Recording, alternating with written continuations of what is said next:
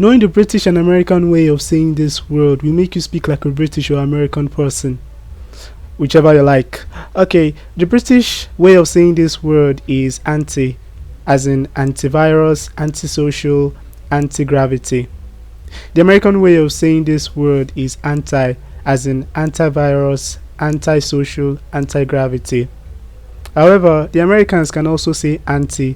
Take it like this: as a British person or if you're a fan of the British English, you say anti.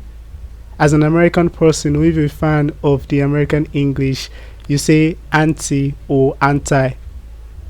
Here's an example on the British pronunciation.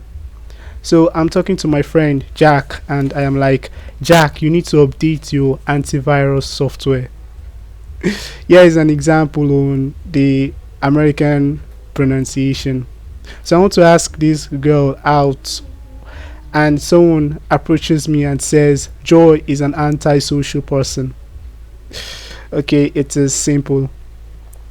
I want you to know that if you keep practicing these pronunciations, your accent will one day be like that of a British or American person.